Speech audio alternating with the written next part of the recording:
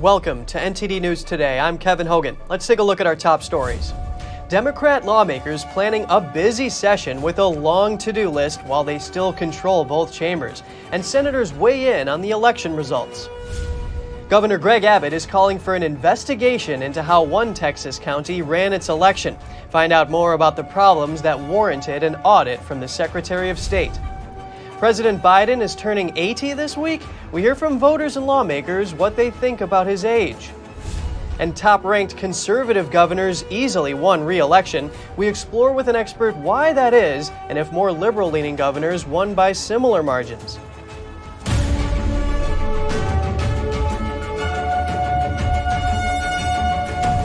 Lawmakers are weighing in on what they think the midterms will mean for the next Congress. Senate Majority Leader Chuck Schumer says he thinks we'll see more bipartisanship. NTD's Jessica Beatty has more.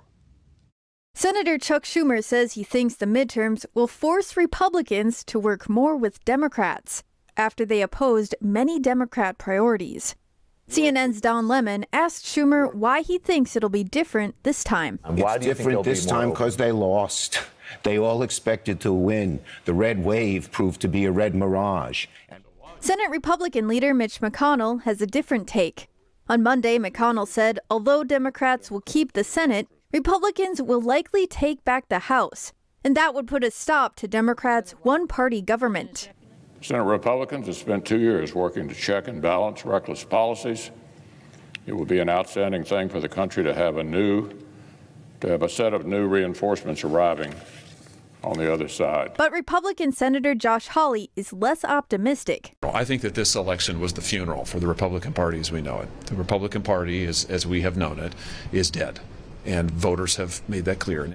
Senator Hawley said the people who did not vote Republican were working-class independent voters. He said they voted for President Obama at one time and then voted for President Trump, but stayed home this time. We are not a majority party unless we can appeal to those voters. Meanwhile, Democrat lawmakers have a big to-do list for the rest of the year.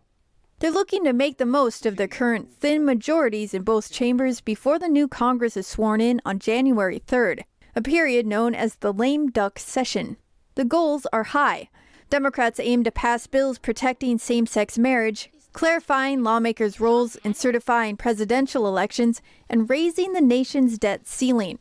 They also want to pass legislation fast-tracking permits for energy projects and provide more financial and military assistance to Ukraine. Jessica Beatty, NTD News.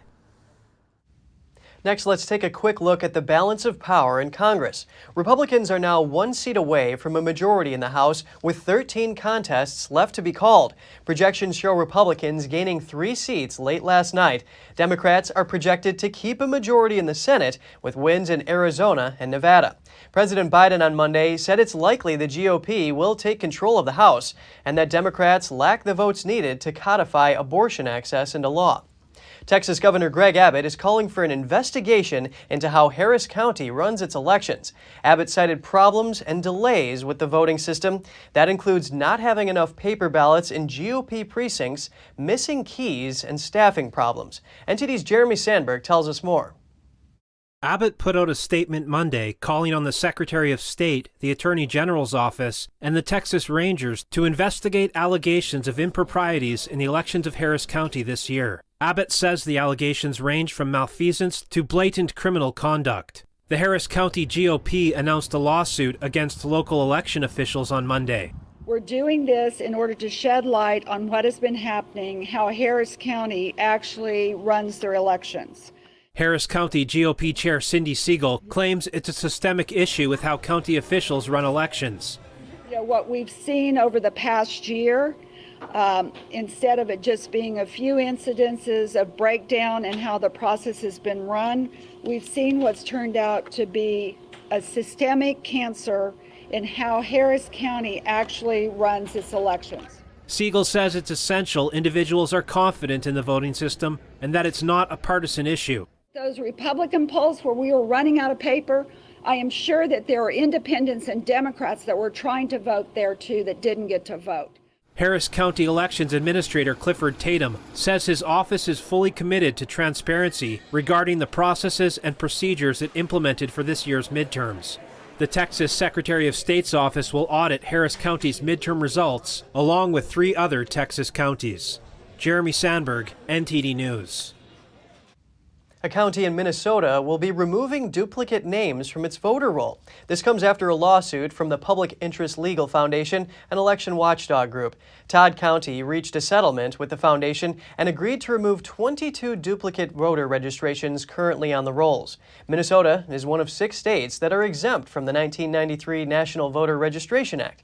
This is a law that sets out requirements for how election officials register voters and maintain voter rolls.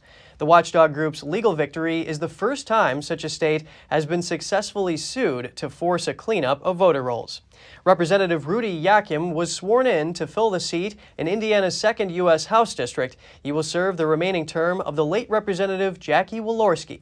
Yakym secured 64% of the vote in the elections, beating challengers Democrat Paul Story and Libertarian William Henry. He also won the regular election and will begin his full term in the 118th Congress starting January 3rd. Yakym has focused his campaign on fighting soaring inflation, creating more jobs, and lowering gasoline prices. He also vows to, quote, save America from the Pelosi-Biden's failed agenda. At a Monday ceremony, Yakym praised the late Congresswoman Walorski and pledged to work hard as he steps into her shoes. Walorski died in a car accident in August. Next, we get some analysis on the midterm elections for governor. Candidates who were ranked most conservative easily won re-election, despite the GOP's overall performance being less than Republicans expected. Joining us now is Lee Schalk, the Vice President of Policy at the American Legislative Exchange Council, or ALEC. Thank you for your time today, Lee. Great to be here. Thanks for having me. Conservative governors, per an analysis by ALEC, won re-election by 7 to 40-point margins. So can you explain exactly why you think this is the case?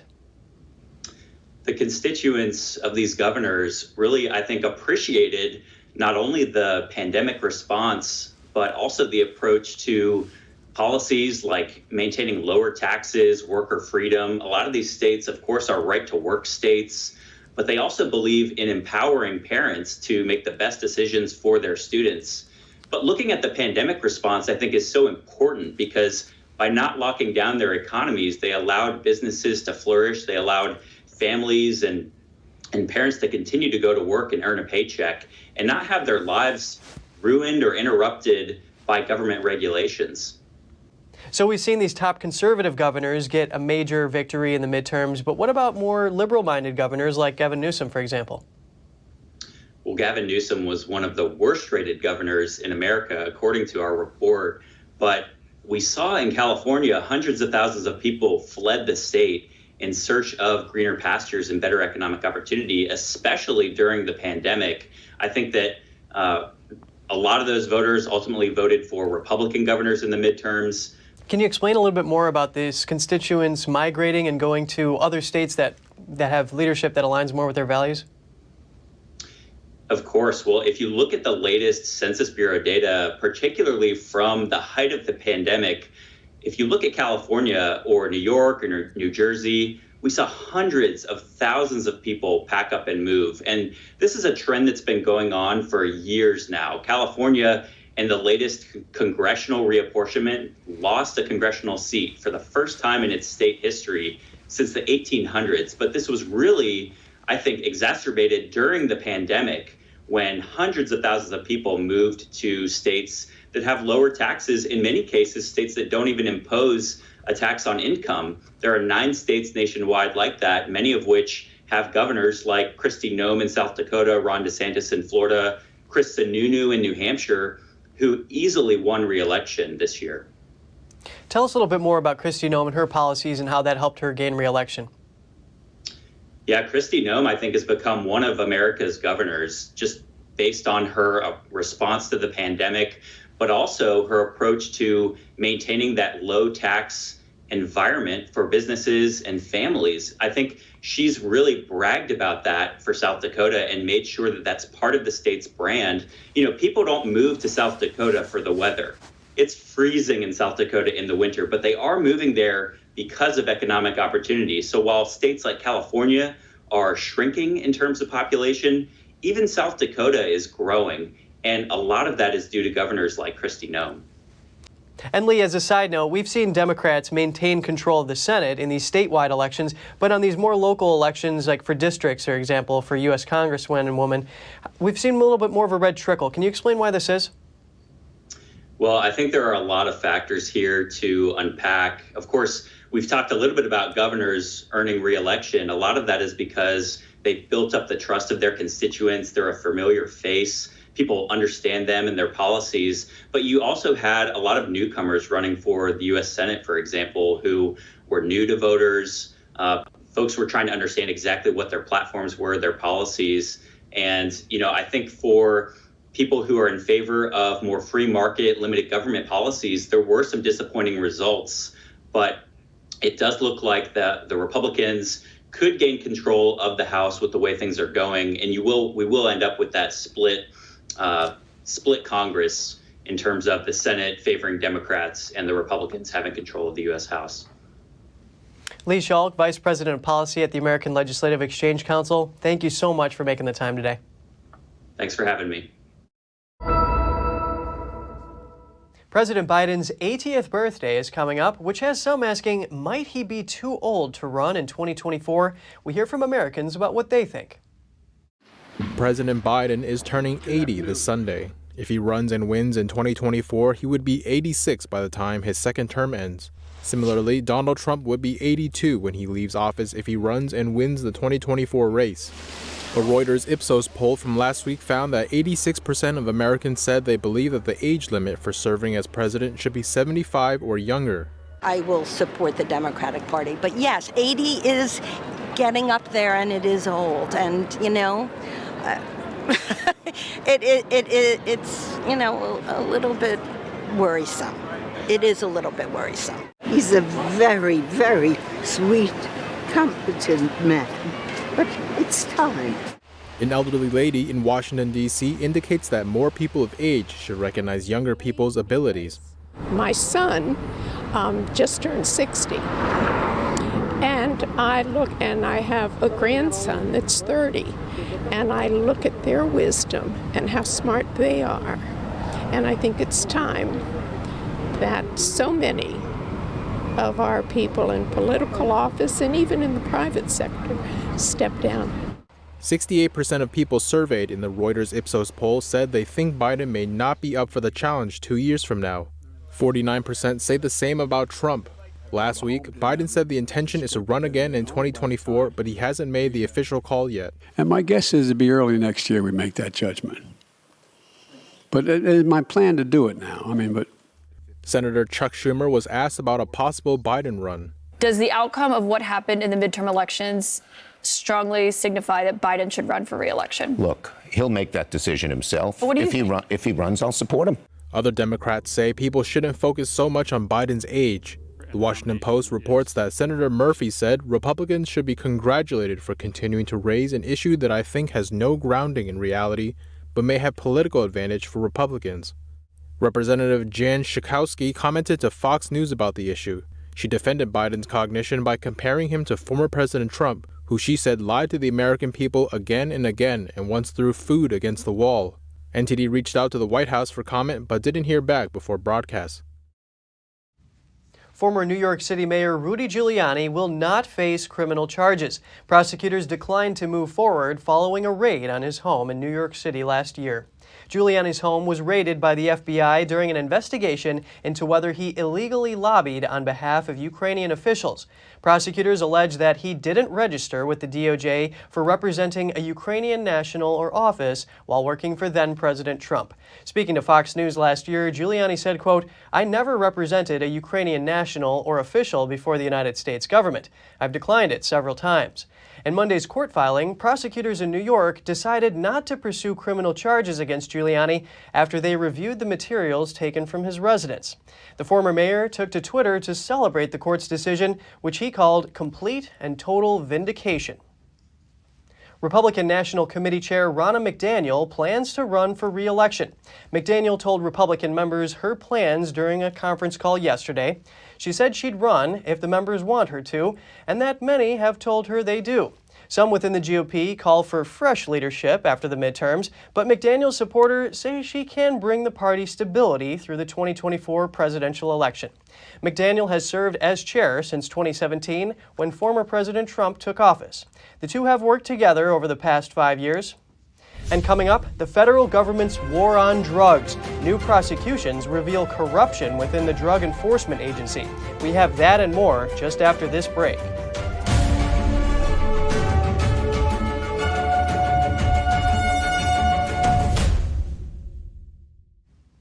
Air carriers have refunded more than $600 million to hundreds of thousands of passengers for canceled or changed flights since the start of the pandemic. The Transportation Department announced the news Monday. It comes as federal regulators crack down on a half dozen airlines they say skirted rules which determine when refunds are issued. The department is also issuing over $7 million in fines against the 6 airlines for extreme delays in providing refunds to passengers. That brings the total assessed fines for this year to over $8 million, a record in civil penalties for the department's consumer protection program. Most of the fines went to foreign-based airlines. Frontier was the only U.S. carrier to be fined in relation to refunds. Meanwhile, airlines are still struggling to keep up with a rapid rise in demand for air travel. And the chances of a railroad strike have gone up after a third rail union rejected a tentative labor deal.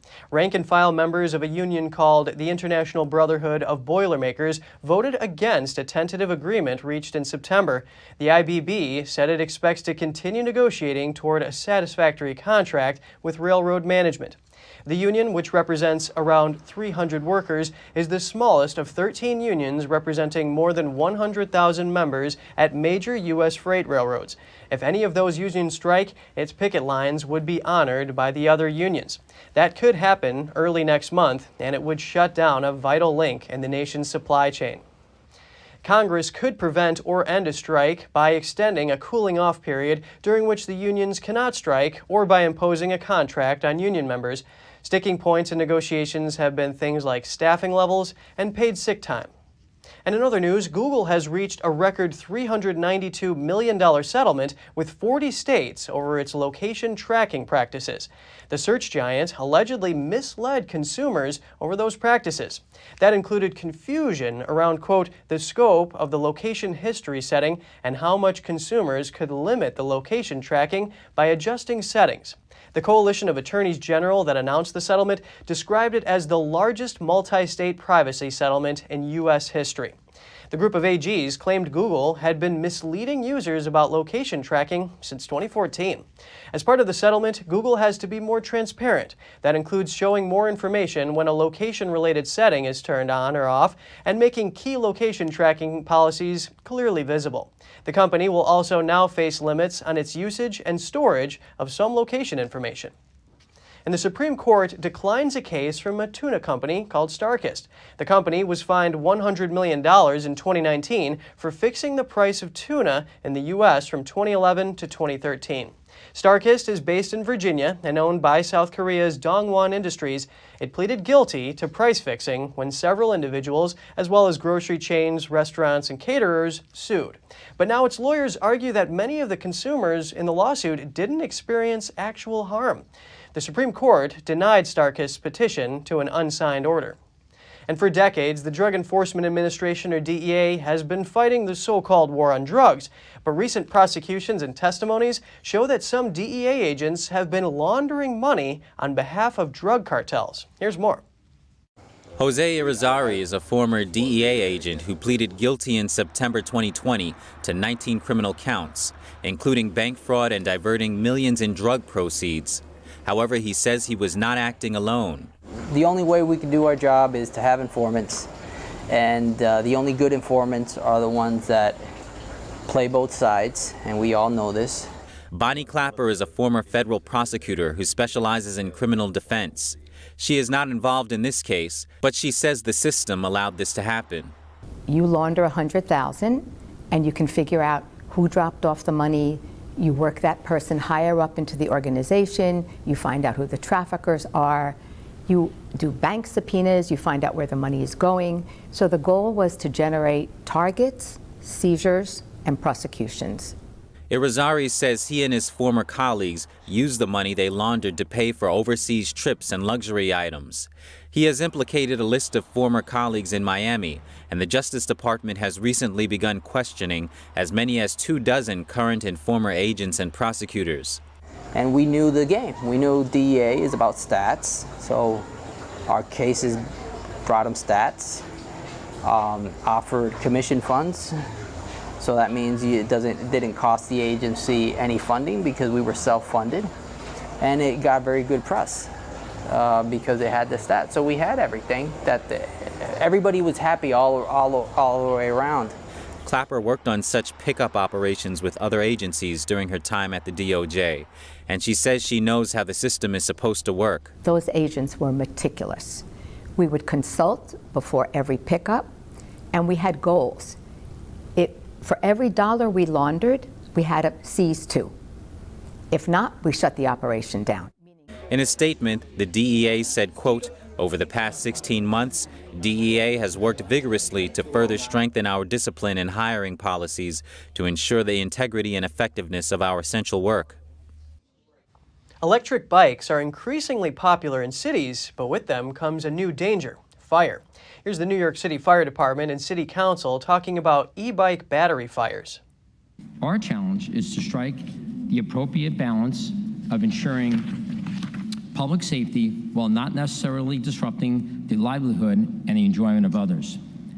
As use has increased, the fire department has seen a corresponding spike in the number of fires and incidents related to lithium-ion batteries. We do need the federal government to step up, because these batteries are coming in from China, to be very honest with you, and we need the folks at customs or whatever is appropriate to make sure that the batteries that do arrive from either U.S. or overseas are the ones that are safe for all workers.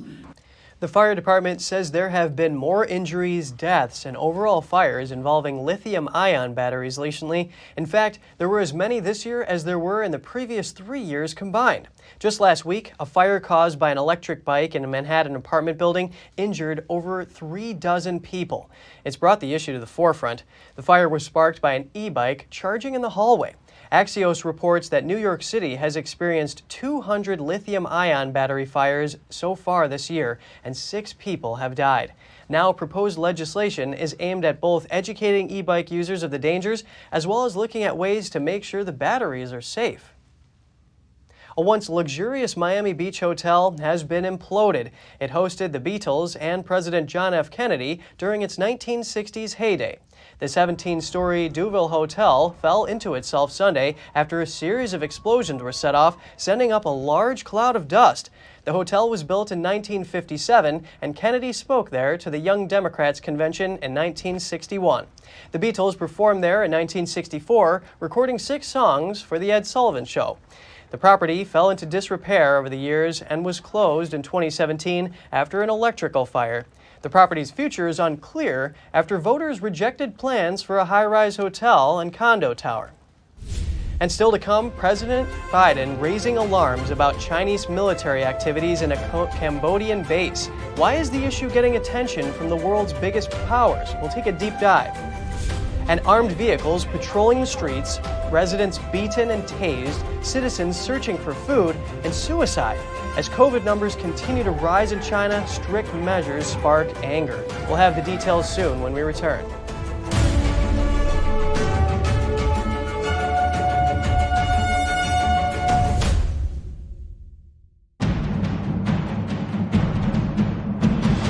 A performance that truly matters for each and every one of us.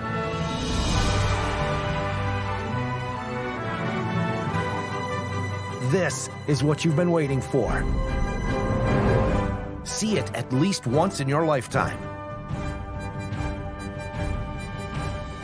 Get tickets now at shenyun.com.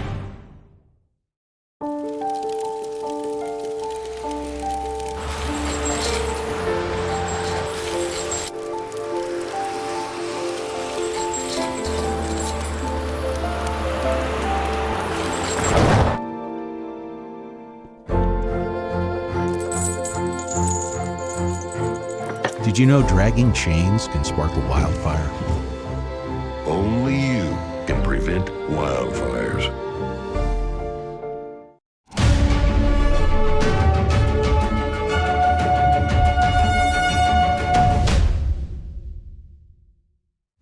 Welcome back. President Biden is raising alarms about Chinese military activities in a Cambodian base. Why is the issue getting attention from the world's biggest powers? NTD's Ellie Hart has more on that. A friendly gesture to a neighboring country or a new foothold for the Chinese military near the South China Sea? Debate over a controversial military base is heating up.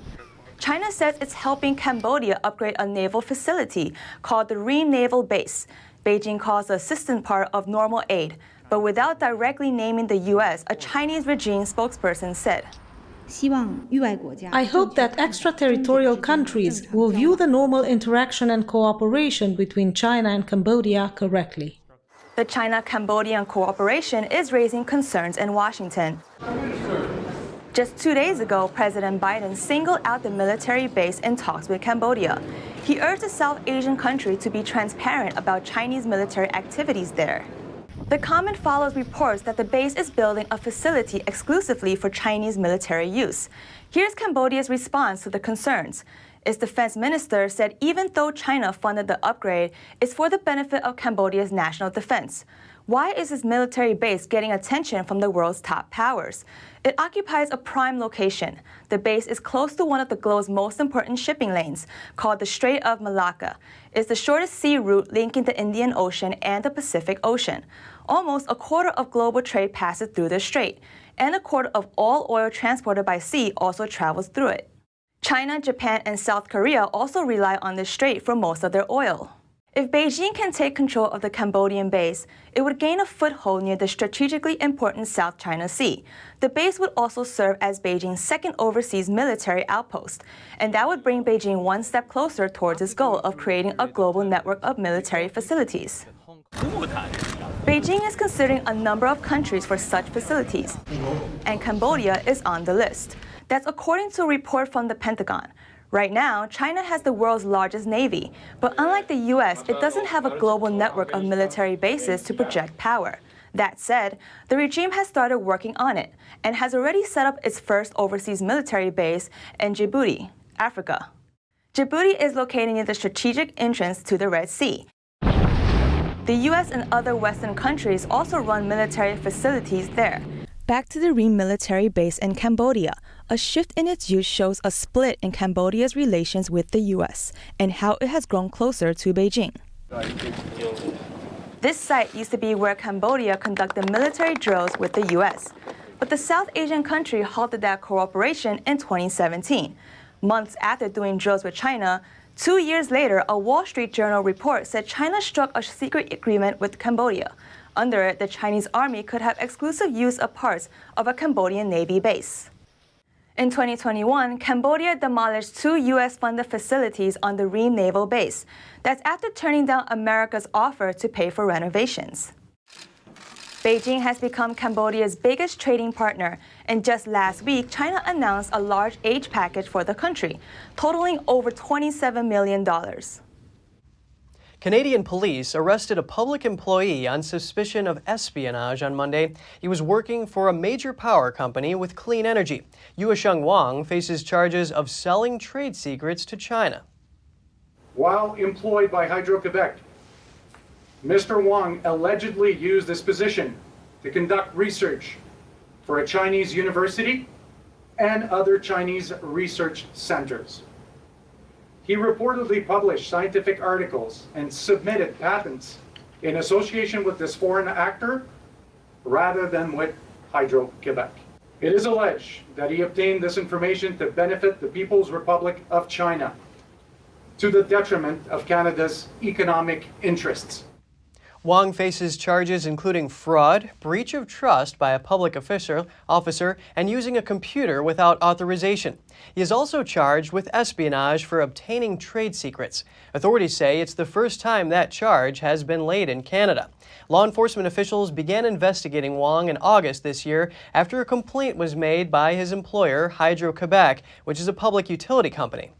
Staff to save his grandson who has a fever, but no one is there to help. Some people recorded a video of the scene and uploaded it online, but were threatened by police to delete it. Local residents say similar clashes continue. And in Xuchang City of Hunan Province, a video shows a local citizen complaining to a local government official that he hasn't been able to eat for 2 days. The city has been under lockdown for 28 days.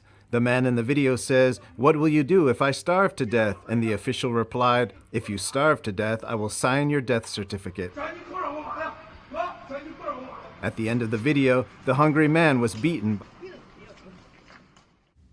The Communist Party's new top leadership body reaffirmed Beijing's zero-COVID policy last week on state-run media, saying that epidemic prevention measures must not be relaxed. And if you have any news tips or feedback for the show, don't hesitate to email us at news.today@ntd.com. And just ahead, Ukrainian President Volodymyr Zelenskyy makes a triumphant visit to the newly recaptured city of Kherson, hailing the Russian withdrawal as the beginning of the end of the war. And a growing number of Germans are taking classes to learn what to do if they find themselves in a blackout. The prospect of the lights going out has become a real threat. More shortly here on NTD News Today.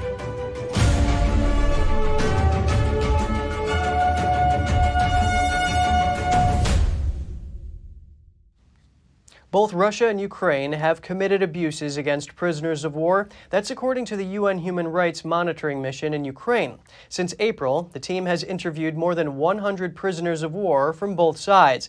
The vast majority of Ukrainians held by Russian forces reported being mistreated.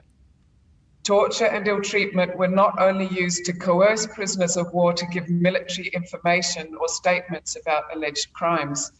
They were, interviewees told us, used on a daily basis to intimidate and humiliate them.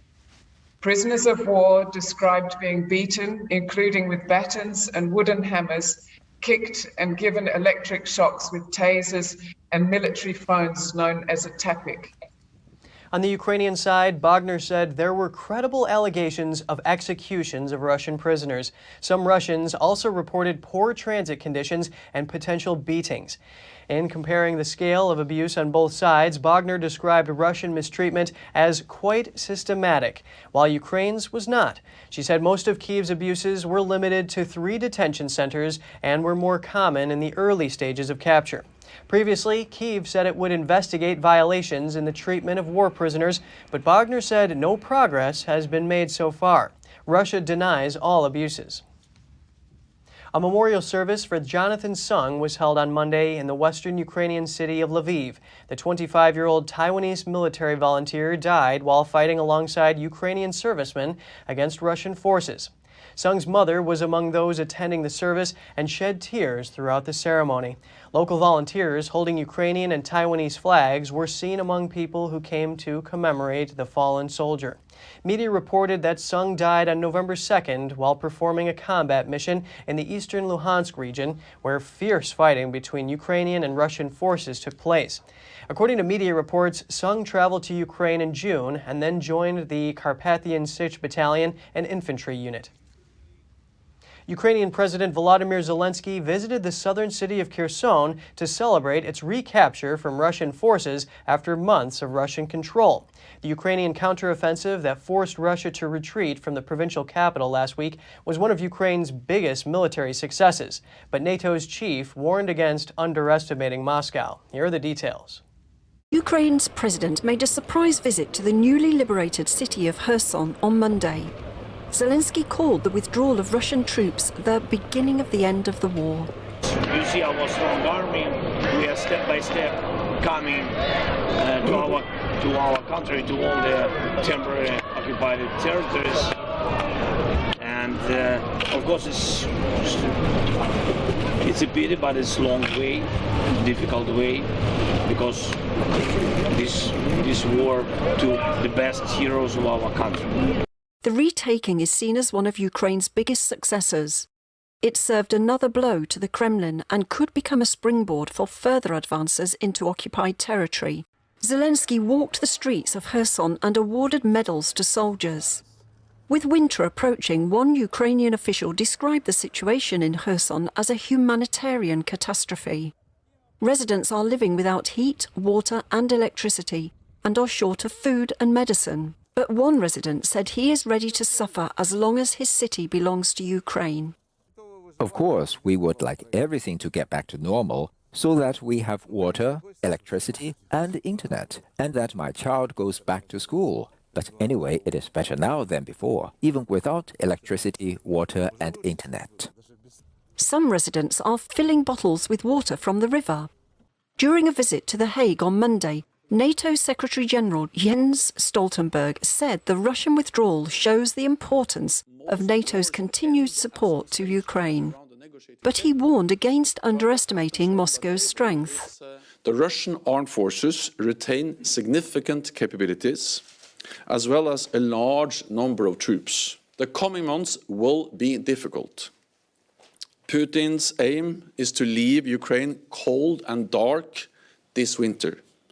So we must stay the course. He said it's up to Ukraine to decide what terms are acceptable for negotiations to bring an end to the war. A growing number of Germans are looking for advice about a real-life blackout. They're enrolling in courses to learn how to act if they find themselves plunged into darkness. NTD's Andrew Thomas has more. The prospect of the lights going out in Germany has become a real threat. The current energy crisis and the reliance on Russian gas are catching up with Europe's biggest economy. A German aid and welfare organization offers free courses on how to carry on in the darkness. If the electricity goes out, then absolutely nothing works anymore. And we need to understand what nothing working really means, because this ranges from calling emergency services to lights going out on the streets, and that can mean that it is really pitch black outside, and then it is also pitch black inside, and a lot of things don't work anymore. Simple tasks like cooking a meal, staying hydrated, or ringing a neighbor's doorbell become major challenges. Birgit Eberlin talks her students through the basics at a charity in southeast Berlin. She hits the lights and conducts part of the lesson by flashlight. It is difficult to imagine how many things are affected, and many people come to us and say, yes, we hadn't thought about it being that bad. But this is all true, and we have to think about all the aspects and how we could cope with the situation and what I could do about it. Germany's National Network Agency has warned of possible gas rationing this winter. That's after Russian energy imports to Germany plunged following the invasion of Ukraine. 3 generations ago, people knew what being without electricity was like. Today, we realized that we can barely function without electricity, so you can see how quickly things develop and change. And without electricity, things pretty much come to a standstill. We won't die from it, of course, but life, daily life, comes to a standstill. But gas storages are almost full, and an unusually warm fall has helped with efforts to save on heating. Time will tell if that's enough to help Germany avoid blackouts. Andrew Thomas, NTD News. Staying in Europe, Slovenia just elected a prominent lawyer as the next president. Slovenia is the birthplace of former First Lady Melania Trump. The incoming president has represented her as her lawyer before. I was her attorney at law at the times when, there were some nasty rumors appearing in Slovenian media. And after that, it was distributed basically all around the globe through UK to United States. Natasa Piers-Musar says Melania Trump contacted her to protect her interests in copyright and other cases. Musar won the runoff election on Sunday, receiving around 54% of the votes. She defeated Slovenia's conservative former foreign minister. Her victory is a boost to the country's left-wing coalition, which also controls the country's parliament. Slovenia is a member of the European Union and has a population of around 2 million. It gained independence when Yugoslavia broke up in 1991. The president in Slovenia is the head of state, but the role is largely ceremonial. 2 women tried to smuggle cocaine in their hair extensions. They were detained in Colombian airports with nearly 2 kilos of the drug, according to the Colombian Ministry of Defense. The women were both headed to Madrid, Spain, but from 2 different airports. They were detained when a body scan showed foreign objects hidden in their plumped hairstyles. Footage from the Colombian police showed an airport officer removing the tubes from the hair extensions and opening one of them to test its contents. And coming up, after 4 years of research, a German museum displays Cipher Machine 41 in Munich. The device was the successor of the Enigma machine. And researchers in Greece study thousands of Ottoman-era manuscripts. The oldest date back to the late 14th century. Stay tuned for what the documents reveal and more when we return.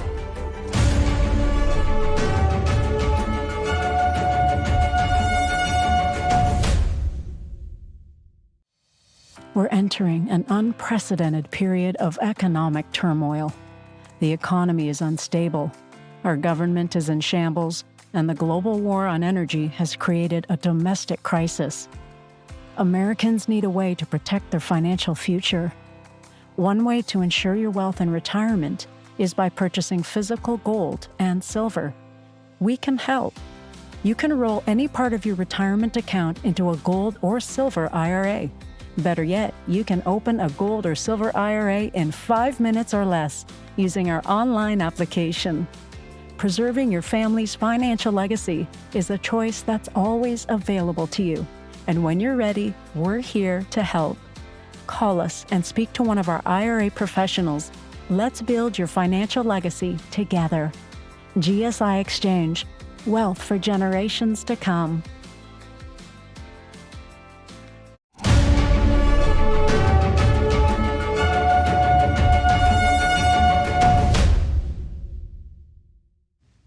Welcome back. The Deutsches Museum now has a special Cipher machine on display in Munich. The device was the successor of the Enigma machine. NTD's Andrew Thomas has the details.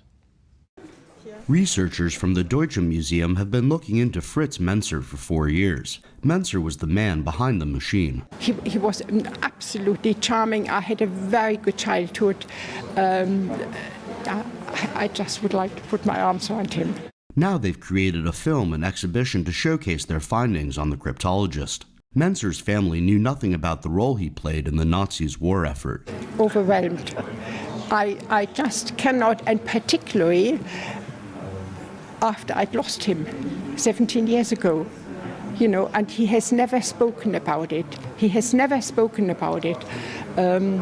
It's difficult to describe. He got me reading. We did stuff and built stuff together. And at first I was surprised. But now I am really proud, and it has brought him back alive again. While the machine is a reminder of the horrors of the Nazi regime in World War II, it's also valuable to the history of cryptology. Museum cryptology curators like Carola Dalka are excited about the new discoveries. We are very excited about the fact that there were several inventions. Fritz Menzer did not just come up with this machine, he developed other machines. And he also worked on cryptanalysis machines to crack the codes of other countries. There has been no research on that whatsoever, and that is what we are so excited about. In 2017, amateur treasure hunters found the device in a forest near the south of Munich. At first, they thought it was a typewriter. Andrew Thomas, NTD News. Deep inside a medieval monastery in Greece, researchers are studying thousands of Ottoman-era manuscripts. The libraries were established more than a millennium ago. NTD's Andrew Thomas has the details on these centuries-old works. The manuscripts are in several languages, including Greek, Russian, and Romanian. Many have been extensively studied, but not the Ottoman Turkish documents. There are approximately 1,300 original Byzantine documents. Many don't exist anywhere else. Here we have the most ancient Ottoman documents before the fall of Constantinople, which were kept in Mount Athos monasteries from the end of the 14th century and the beginning of the 15th. The most ancient Ottoman documents are here.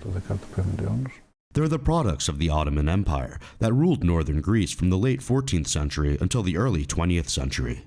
A Byzantine scholar says the oldest works date to around 1375. There's roughly 25,000 documents all told. What is strange is that the sultans kept Mount Athos as the last remnant of Byzantium, semi-independent and didn't touch it. They didn't even keep troops here. At the very most, they would have a local representative who probably stayed at the administrative center and sipped tea. But military intervention, this kind of thing did not exist. A monk who is helping with the research carefully takes out some of the more rare documents. These include ornate sultan's decrees, deeds of ownership, and court decisions. The manuscripts tell a story of Ottoman rulers preserving the community's autonomy and protecting it from external interference.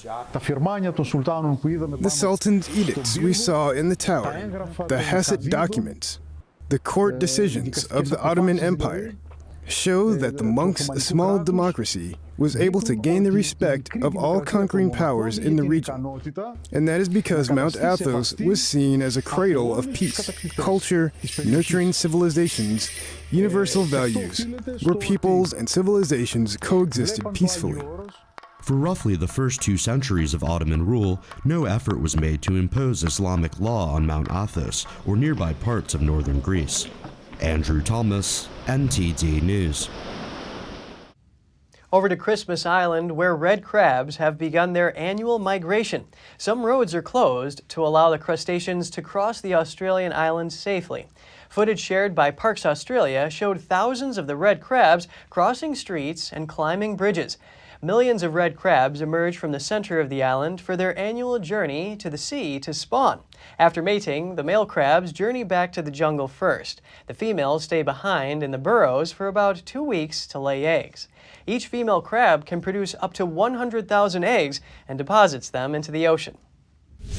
And still to come, chocolate lovers headed to a famous castle near Paris over the weekend for a chocolate fair.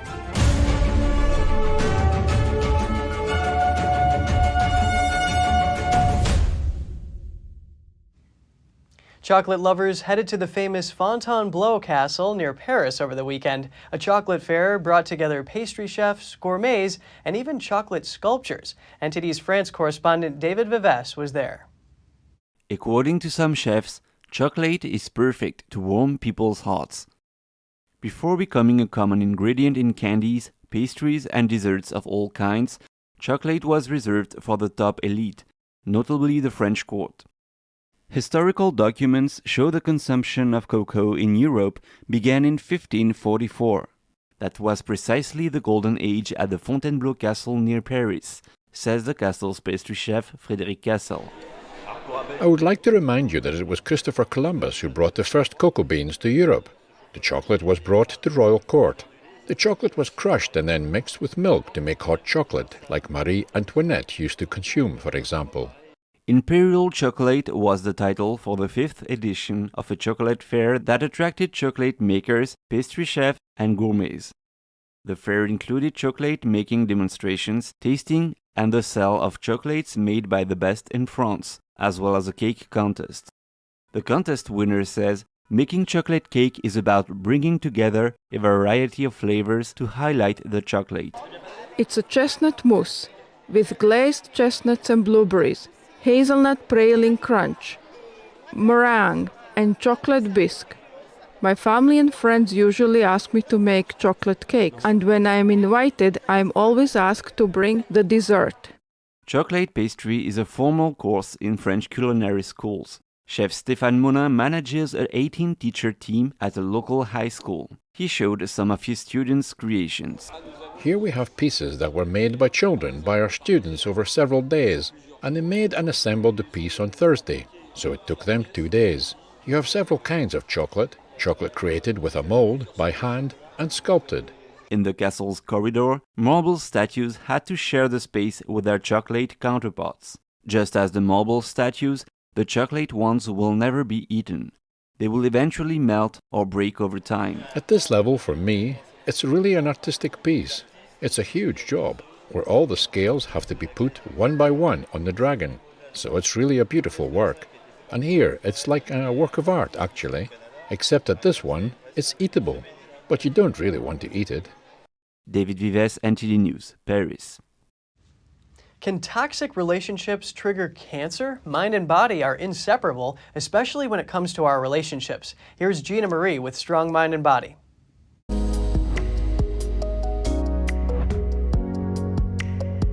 When it comes to curing cancer, we focus a lot on diet, therapies, and natural treatments. But there's one area that doesn't get a lot of attention: the state of our relationships. Research is proving that our social relationships directly influence our physical health.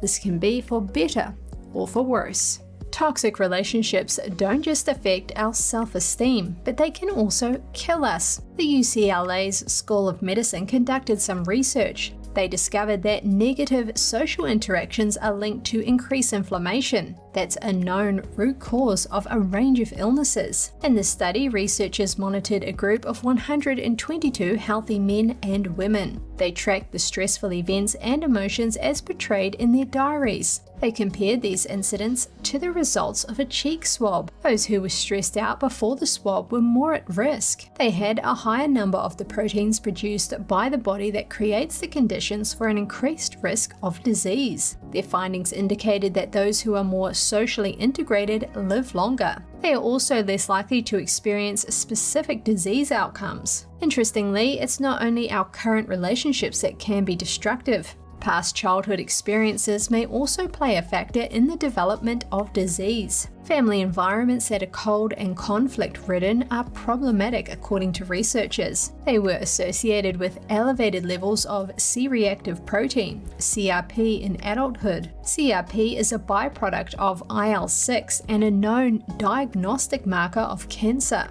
Researchers define this chronic relationship stress as being characterized by conflict, mistrust, and instability. Based on research, it's better to surround yourself with positive and like-minded people. Maybe the impetus that changes your body's chemical reactions. Former world number 1 in men's tennis Novak Djokovic has been granted a visa to play in the Australian Open this January. That's after his deportation saga there last time. The Guardian Australia and Australian state broadcaster ABC reported the news of Djokovic's visa approval. Last year, the Serbian tennis player was deported from Australia in the lead-up to the Grand Slam tournament in January after he declined to be vaccinated. Authorities also banned him from the country until 2025, but ABC said it confirmed the country's immigration minister overturned the ban and chose to allow Djokovic to compete. A spokesperson for Australia's immigration ministry declined to comment on the reports. In July, Australia scrapped a rule that required international travelers to declare their COVID vaccination status, and Djokovic said in October that he received positive signs about the status of efforts to overturn his ban. And if you have little ones around, turn down the volume. The post office is looking for volunteers to answer letters to Santa. Once verified, these volunteers can look through letters children have written to Santa. When they find one that strikes their fancy, they purchase a gift for the writer and send it to them anonymously. The program has existed for more than 100 years. Anyone interested must register on Operation Santa's website and go through an identity verification process. And that's all for today's program. We're really glad to have you with us. Please send us an email if you'd like to tell us something. We're going to put it on screen. For podcasters, that's news.today@ntd.com. I'm Kevin Hogan, NTD News, New York City.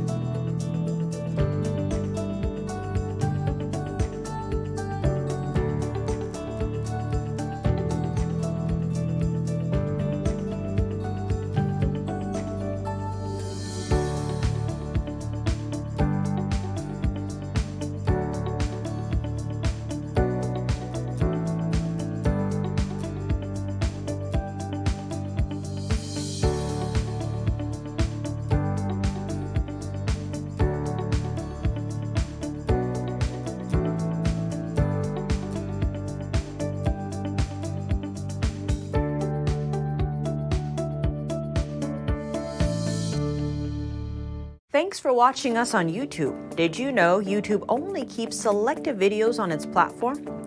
So if you want to make sure you get the full picture, just subscribe to our newsletter. Go to newsletter.ntd.com and sign up. It's free.